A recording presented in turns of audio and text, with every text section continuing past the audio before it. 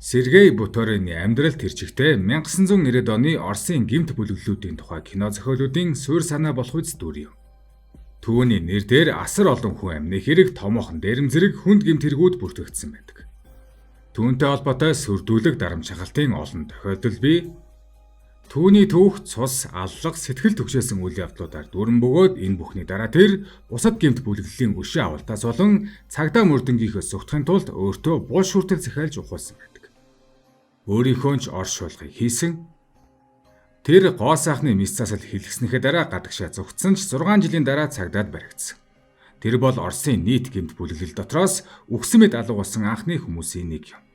Сергей Буторин 1990-ад оны Москвагийн хамгийн хүчтэй бүлэглэлийн залгамжлагч мөн шинэ Оросын зохион байгуулалттай гэмт бүлэглэлийн анхны удирдагчдын нэг үлээ. Өнөөдөр бид Оросын холбооны улсын гэмт бүлэглэлийн толгойлогч Сергей Буторины тухай өгүүлэх бол. Сергей Буторин 1964 оны 11-р сард Оросын холбооны улсын Тверь мужид төрсөн. Тэр гэр бүлийнхэн ууган хүү бөгөөд Александр гэх дүүтэй, ах トゥ хоёрын зан чанар эрс ялгаатай байлаа. Уг нь анхандаа Бутолины амьдралын зам харьцангуй тогтвортой байсан. Цэргийн алба хааж халагдсны дараа дэслэгч цал хүртэл хүрдэжээ. Цэргийн амьдралынхаа хугацаанд тэр бокс болон галт зэвсэгт ихэхэн дуртай байсан учраас энэ ур чадрууд нь хожимын амьдралд нь чухал нөлөө үзүүлсэн. Харин дүү нолох Александр нисэргээрээ гимдэргийн зам руу орж хэд хэдэн удаа шоронд орсон хар тамхинд донтсон нэгэн байсан. Сергей Буторин цэргээс халагдсны дараа хийх ажилгүй болсон байна. 1989 онд зөвлөлт холбоо дуусад шинжлэлийн салхи болон эрчимжиж нийгэм эмх замбраагүй тогтворгүй байдалд орж гисэн. Тухайн үед тус улс эдийн засгийн өөрчлөлтөнд орж төрөл бүрийн зугаат цэнгэлийн газруудыг нээхийг зөвшөөрсөн. Ингээд олон хотуудад олноороо сүндэрлэж байв.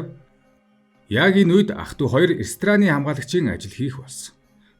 Тухайн үед зугаат цэнгэлийн газрууд эдийн засгийн хориг тавигдсны дараа олноороо бий болж байсан нь гэмт бүлэглэлүүдийн цуглах газар болсон байлаа. Арх уусан хүмүүс зодон хийх бүр гал нээх тохиолдлууд байнга болдог байсан тул эдгээр асуудлыг хамгаалагчид шийдвэрлэх үүрэгтэй. Буторины хувьд хамгаалтын ахлагч болж дэвшигтэй маш харгас хатуухан арга барилаараа бусдаас ялгарч чадсан. Тэр тулааны чадвар өндөртэй зодоондоо сайн хайр найргүй хүн байлаа. Түүний ажилдаг ресторанаар байнга үйлчлүүлдэг гэмт бүлэглэлийн толгойлогч түүнд онцгой анхаарал хандуулж Буторин жирийн хамгаалагчаас тэсвэр ухаалаг хүн болохыг анзаарчээ. Харин Буторины дүү Александр гэмт хэргийн туршлагатай байсан учраас гэмт бүлэглэлийн хэд хэдэн танилтай байв.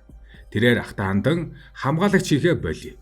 Одоо илүү их ашигтай, гэхдээ илүү эрсдэлтэй зүйлс байна хэмээн санал тавьжээ. Учир нь Александр нэртэй урлагийн бүтээл цуглуулагчийн гэрт үнэт хэдлэл хулгайлах захиалга авсан байна.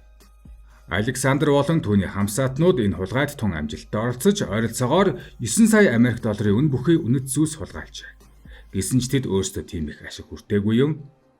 Энэхүү хулгайн хэрэг нь Буторин болон түүний дүү хоёрт сэтгэгдэл үлдээж тэд өөрсдийн гэсэн зохион байгуулалттай гэмт бүлэглэл байгуулахар шийджээ.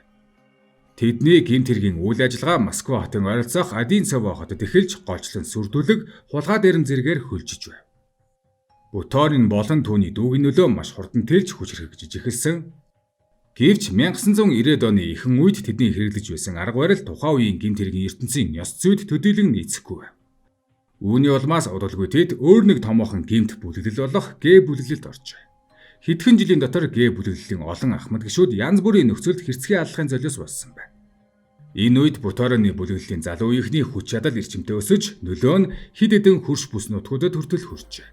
1993 онд Буторин Москвагийн төв хэсэгт нэвтрэхээр төлөвлөж эхэлсэн боловч энэ үед Москвагийн гэмт бүлэглэлүүд олширч тэдний нөлөө хүчний хуваарлалт аль хэдийн тогтсон байв.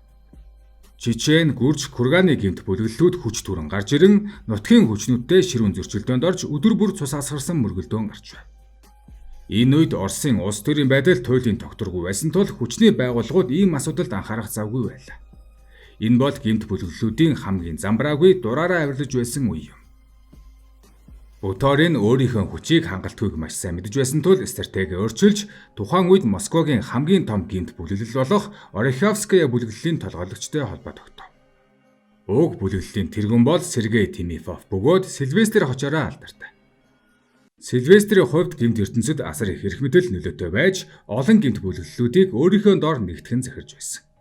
Гэвч тэрээр аажмаар хууль бус үйл ажиллагаанаас татгалзаж, санхүү, газрын тос, банк зэрэг өндөр ашигтай хуулийн хүрээнд хийгддэг бизнес рүү шилжиж эхэлсэн. Хэдийгээр тэр нууцаараа удирдлага хийсээр байсан ч ил тодор бизнесмен мэт байж хуулийн дагуу ажиллах сонирхолтой болсон байна. Түүний өрсөлдөгчд нь тухайн үеийн Оросын хамгийн том олигархууд байлаа. Харин Буторин Сильвестрийн тушаалыг дагаж ойр харилцаатай болсон. Тухайн үеийн Москвагийн гэмт ертөнд Сильвестр бурхтын эцэг мэт хүндэлтэй байсан бол Буторин түүний ард дагалдаж туслахын байр суурьнд очив. Хүмүүсийн олонх нь Буториныг энэ бүлэглэлийн бас нэг гол хүн гэж үзэх боллоо. Гэвч яг энэ үед овжин Буторин нууцаар өөр нэг хүчрэх гэмт бүлэглэлтэй холбоо тогтоожээ. Бүлэглэлийн толгойлогч нь Андре Перев бөгөөд одоо их очтой. Тэдний хооронд ямар нэгэн нууц гэрээ байсан ч хэн ч үнийг мэддэггүй байлаа.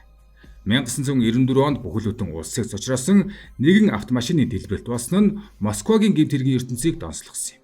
Энэ наслаар Сильвестрийн машин дэлбэрч тэр газар дээр ам өргөдсөн.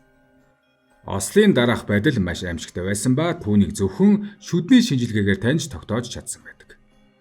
Олон хүн уг аллахын ард Буторин байгаа гэж таамаглаж байсан ч гэмт бүлэглэлч гисэн цагдаач гисэн түүнийг их нотлох баримт олоогүй.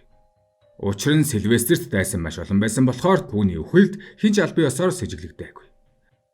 Москвагийн хамгийн том гэмт бүлэглэл толгойлогчгүй болсон тул дотоод хагаралгаарч бүлэглэл хэд хэдэн хэсэгт хуваагдсан. Энэ завшааныг ашиглан Буторин Сильвестрийн бүлэглэлийн толгойлогч болохын төлөө тэмцэлд оржээ. Энэхүү дотоод зөрчилдөөний үед маш олон гэмт хэрэгтэн амиа алдсан. Буторин өмнө нь хамт зүтгэж явсан ах дүүсэж өрсөлдөгч болсон тохиолдолд шууд хөнөөж байсан бөгөөд түүний хэрцгий хайр найргүй зан энэ үед төгс илэрчээ. Эцэст нь тэр ялалт байгуулж бүлэглэлийнхээ удирдагч болсон ч бүлэглэлийн хүчин чадал мэдэгдэх үед суларсан байна. Мөн 1994 онд өмнө гарсан цуглуулагчийн эзүүсийг хулгайсан хэргийг мөрдөх явцад цагдаа нар томоохон дэвшил гаргажээ. Буторины дүү Александр болон түүний хамсаатнуудыг баривчилж тэднийг байцаах явцад байрнаас нь их хэмжээний галз зэвсэг сум олдсон байна. Хэргийг мөрдөн байцаах явцад гол гэрч учир битүүлгээр амиа алдсан нь сүүлд Буторины бүлэглээс зохион байгуулсан аллаг болох нь тогтогдсон. Ингээд Буторины дүү Александр 9 жилийн хорих ял авч яал идэлхээр болжээ. Харин Буторин удирдагч болсноос хойш түүний бүлэглэлийн сүрдүүлэг дээрэм тонолын үйл ажиллагаа үргэлж ирсээр байна. Бүлэглэлүүдийн хоорондын мөргөлдөөн үе гарч харин Буторины хүмүүс мэрэгжлийн алуучдыг хөөсөж эхэлжээ. Энэ нь Буторины зан чанар болон ажиллах арга барилтай бүрэн тохирж байсан юм. 1994-өөс 96 оны хооронд Буторины удирдаж байсан Ореховская бүлэглэлд орхиж дөрвөн томоохон гэмт бүлэглэлтэй мөргөлдсөн бөгөөд эдгээр бүлгүүдийн удирдагчид бүгд Буторины хөлсний алуучдад алагдсан байдаг. Энэ үед бүлэглэлүүдийн хооронд өш хонцон нууцаар биш ил тод явагдах болж гудамжинд гаалных явдал энгийн үзэгдэл болсон байна. Цагдаагийн байгууллага гэмт хэргийн мэдээллээр дүүрч дарамт шахалт нэмэгдсээр байлаа. Тэд Буторины байр байршлыг хянаж мөрдөж байсан ч яг барих боломж гардаггүй. Энэ үед гэмт ертөнцөд Буторин бол хэрцгий хүйтэн цустай гэдгээрээ нэрд гарсан.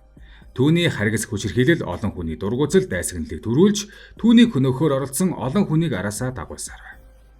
Буторин өөрийн бүлэглэлийн оргил үедээ гаднаа бүхнийг захирч буй мэт харагдаж байсан ч үнэн хэрэгтээ байдал нь тун аюултай гэдгийг маш сайн ухамсарлаж байна. Ингээд 1995 онд тэр өөрийгөө өгсөн мэт харагдуулах төлөвлөгөөг хэрэгжүүлэхээр шийджээ. Тэр өөрийн итгэл түнээрээ Буторин алагдсан гэх худал мэдээллийг зориудаар тараалгаж өөртөө зориулж булш байгуулан бүр оршуулгын ёслол хүртэл хийлгэсэн байна. Гэвч яг энэ завсар Буторин Европ руу зугтсан байлаа. Эхлээд Грек рүү дараа нь Испанд очсон.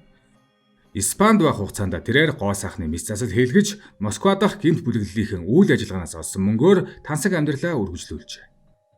Тэр тансаг зэрэглэлийн вилла худалдан авч алдартай машинууд унан хүссэн бүх нээдэж зугаа цэнгэлээр дүрэн амьдарч байсан. Өөрийгөө ч бүрэн зугтаж чадсан хэмээн бодож байв.